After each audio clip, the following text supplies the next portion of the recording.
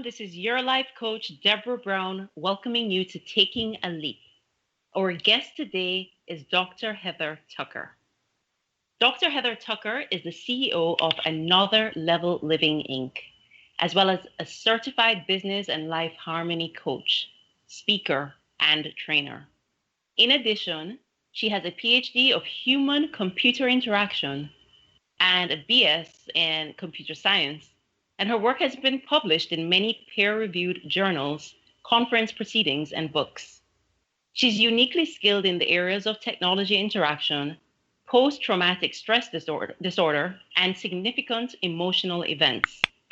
Dr. Tucker supports business leaders, especially coaches, who desire to stress less, make more money, and strengthen their relationships. She guides her clients to heal the past, live more in the present moment, and expand their vision for their future. With over 15 years of higher education teaching and research experience, as well as a natural gift of easily working with others, she teaches technology harmony, communication mastery, emotional intelligence, and specialized work for health restoration. Welcome to the show, Dr. Heather Tucker. How are you? I'm doing so well. Thank you so much for having me today. Thank you for being here. My first How are you? question. Oh, I am fabulous. Thank you. Good. My first question for every guest is, what has been your biggest leap in life as you look back at your life?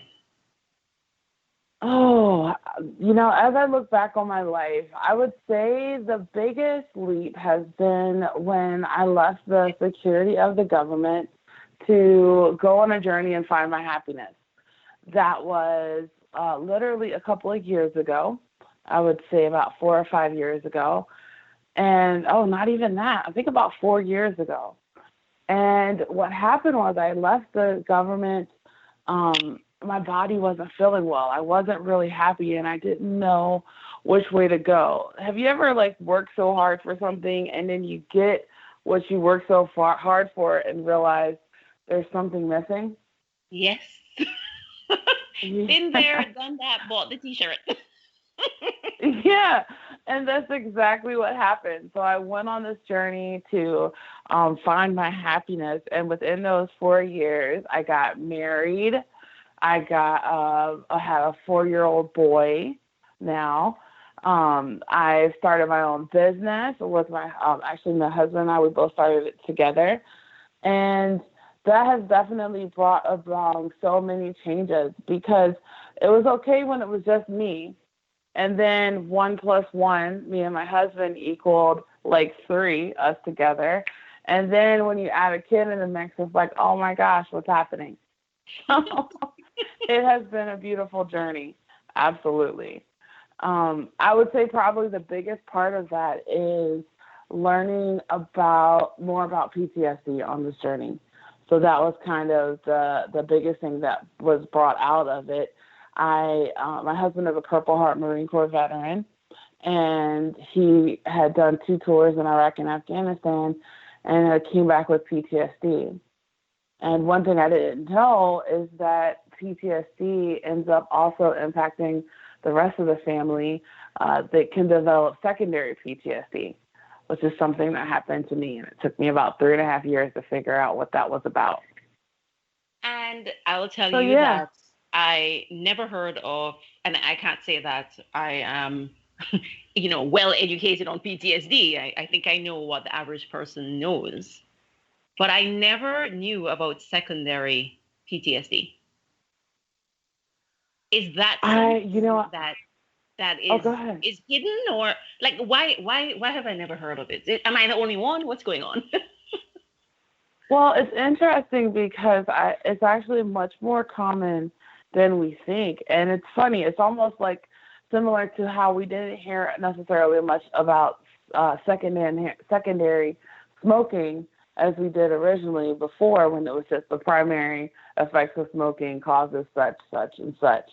It's the same thing where it's now starting to be more recognized, but I had no idea either.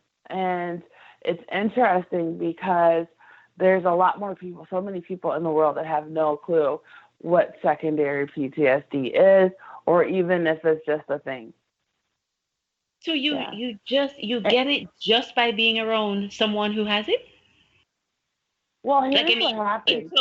close contact, like, wife, husband, and children. I don't Yeah, mean. exactly. And also, one of the things that I was really grateful for is that his PTSD forced me to be able to really come to terms with my own from childhood.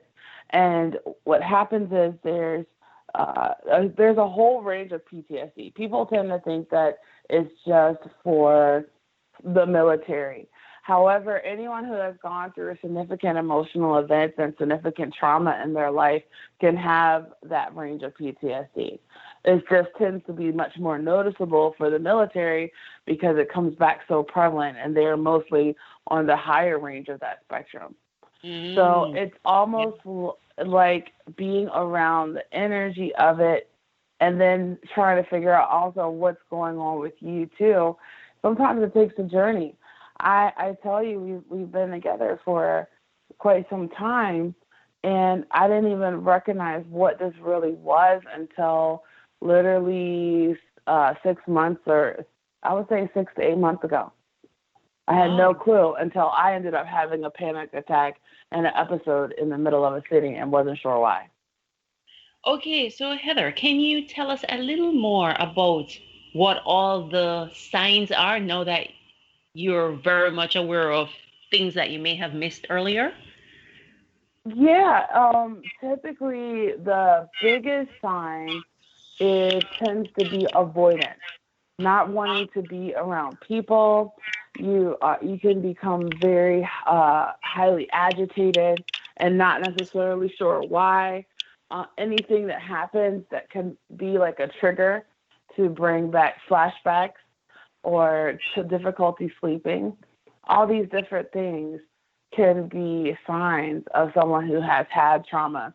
It was interesting. I had just my husband and I, we had just had a conversation about one of the things also is nail grinding or teeth grinding at night is one of the symptoms of something that has been a form, a result or a consequence of trauma. So I would say that there's a big range, and typically it has a lot of the times our relationships are like a reflection of what's really going on inside. It's almost like a mirror. And oftentimes people who have PTSD are okay when they're by themselves. They can self-manage, but when they have to deal with relationships with other people, that's when it gets a little difficult. Especially for several of the military who are coming back, they end up, having difficulty getting back into rapport or back into the relations, or I guess mostly coming back into civilian life, how to be able to figure out what that transition is, especially because there was so much hypertension and high stress environment they were already in before that they were used to. So it creates a little difficulty adjusting with people who haven't really had that trauma.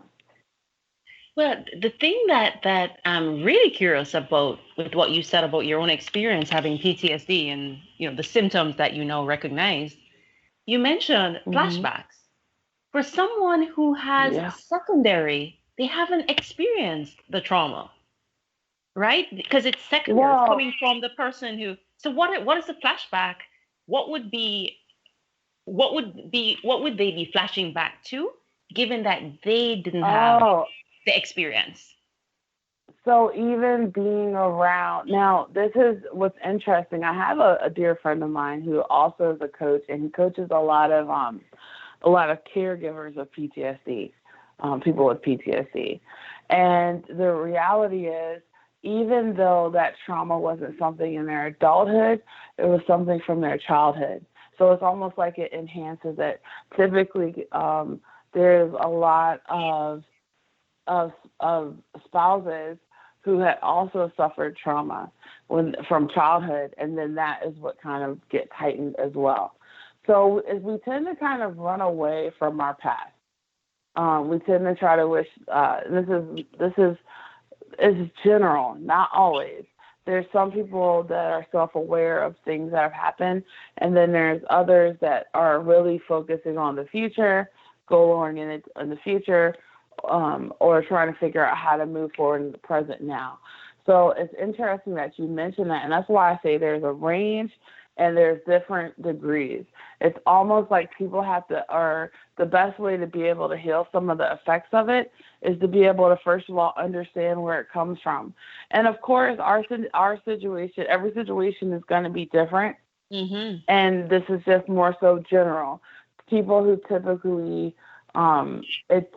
it's interesting because one of the things that it causes is not really being connected to your emotions on how you're feeling. And that's one reason why we specialize in emotional intelligence and communication mastery, how to get that communication back, how to be able to understand your emotions, so therefore they don't necessarily derail you. So that's typically what it is. It's a lot of suppressed emotions. So you said you Does only that make discovered sense? this. Yeah. You only discovered Hmm. your own situation 6 months ago, right? Yeah, Yeah. You. right. We had, Mhm. well, and That's I'll so. tell you, we've been on a personal growth journey. So as I'm stepping into this role of being a teacher and a speaker, one of the biggest parts with me was I didn't want to be seen. Part of me wanted to, the other part Yeah. didn't. And I didn't necessarily understand what that was. So it was like constantly or looking or going on a journey to be able to figure out what that past is, so therefore I can be able to heal those things in order to move forward. That's one of the Mhm. things that happens a lot of times when you're working on your business, or people who have a business idea. It's like you're the person that can make or break the business, especially if it's somebody, if you're the one where everything ends and begins with you. And so getting to that next level, I always had to break through these barriers and figure out what they were.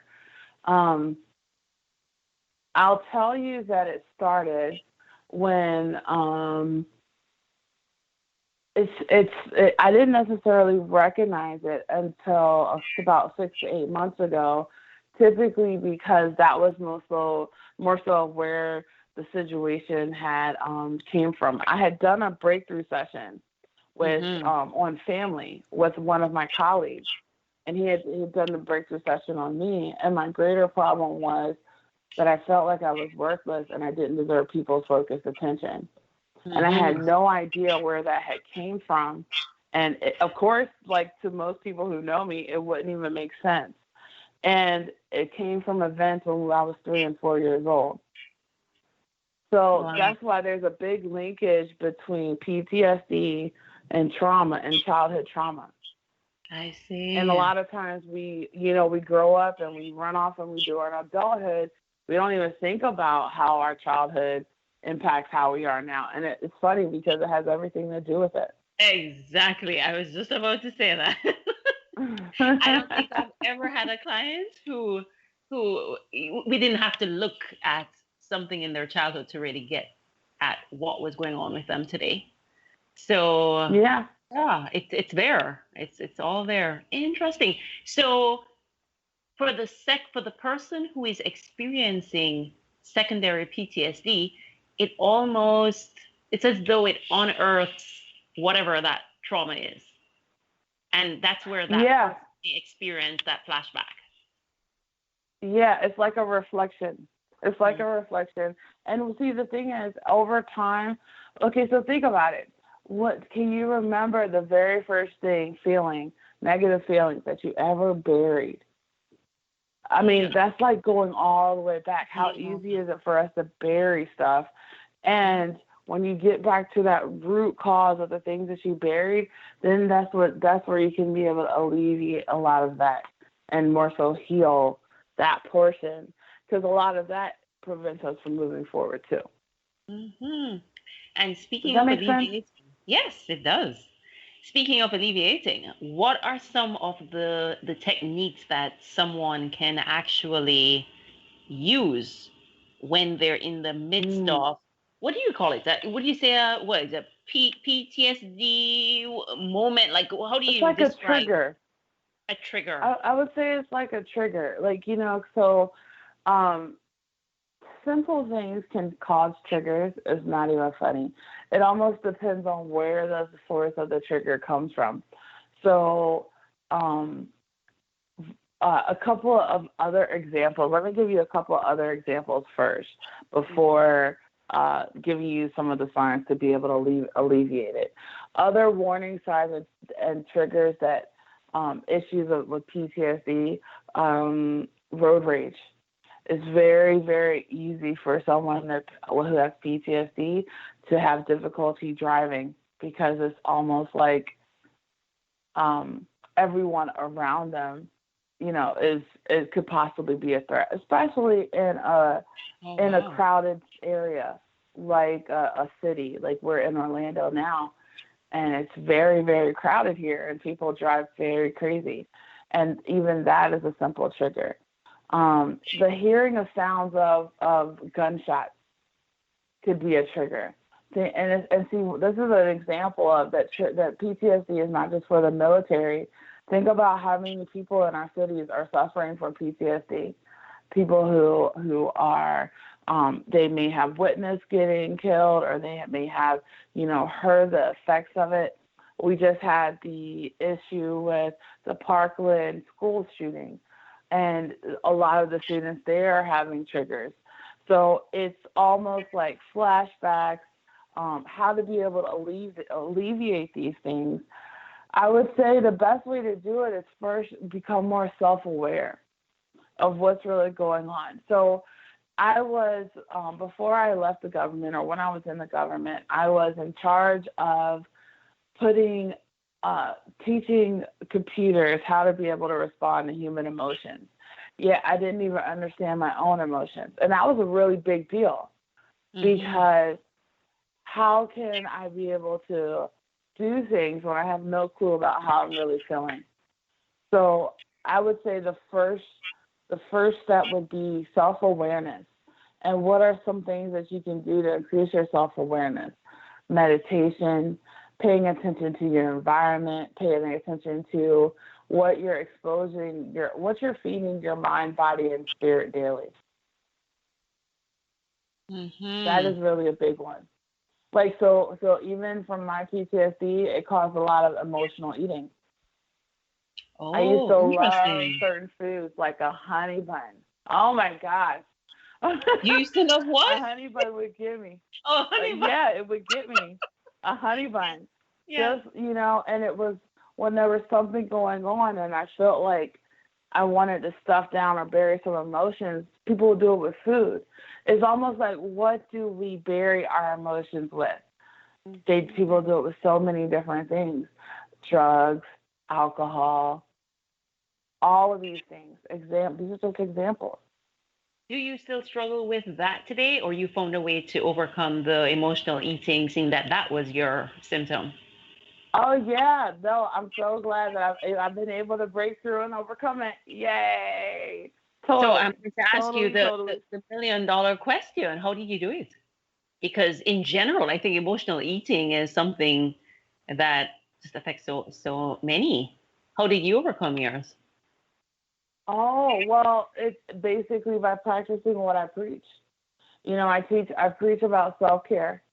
I preach about, the importance of making sure that you take care of your body. And that's easier said than done, especially when you go through trauma where you don't feel like you're worthless or you feel the value of other people more than you feel the value of yourself. And really doing that very thing, practicing communication mastery, paying attention to cultivating emotional wisdom, being aware. It's like the woman is the emotional GPS of the whole family. And if you think about how many families are being are so torn apart nowadays, it's probably because there is some sort of conflict, internal and external conflict. Like, it's almost so easy to blame other people, but when you take your life on and you have 100% responsibility, you can just be amazed as how things will shift. So, yes, making sure that I'm aware of my emotions as they're coming, as they're arising, what's causing them, what's triggering them. Um, and it's almost funny because you can be able to see the things in action. Oh, like for instance, I was at the grocery store yesterday, and Mm-hmm. after driving around the city all day, I had saw my favorite honey bun, and I had picked it up and carried Those it in the honey buns, cart, boy. and I'm looking. Yeah, I was looking at it, and I ended up putting it back on the shelf, and I felt so proud of myself because I recognized, okay, how am I really feeling about this? Is this going to be something that's going to be beneficial or detrimental to my health? And I didn't just discover this all by myself. I had the right support. You know, it's important to be able to have the right support as you're making a change. And that's one of the biggest blessings about what we teach. The things that we offer, the coaching that we have, it totally can be able to help bring clarity to any problem that people have. Because as you're going in business, life happens. And that's exactly what happened to us. And even especially in the midst of all of the PTSD triggers, and how do you create the resiliency to be able to navigate through? It all starts with self-awareness. Definitely. Oh, so true. So, how can people reach you to learn more about your business? And you know what? I need to ask you this before we even get Sure. into how they reach you, because the whole business and life harmony and technology harmony and all of that. Speak a little bit about how you came up with the whole idea, or just even the concept. Well, it's because several things. Technology has infiltrated how we interact and how we communicate with people overall, with our family, with our friends, with our loved ones. It's easier to send a text message than people don't necessarily make as many calls now. Facebook is so much easier to say happy birthday. And what happens is a lot of people are becoming overwhelmed with technology, especially the younger generation. Although it's funny how people assume that the younger generation is like all great. But one of the things that happens with them is because they're so good in technology, technology is like a form of emotion control. So it's one thing for them to, like, I remember being so emotionally connected to my computer. I would spend 12 hours a day on it. And Mm-hmm. it's easy to be able to focus on the things that you're good at and ignore the things that we're not good at. So, like, while I had the dream career, I didn't have a family. I wanted relationships, all those things. And so, yes, figuring out why those things were so hard was so important because that's where the whole harmony comes more into place. Things are never going to be perfect. If things were in balance, I don't even really like the word balance because it's like trying to force one thing or the other.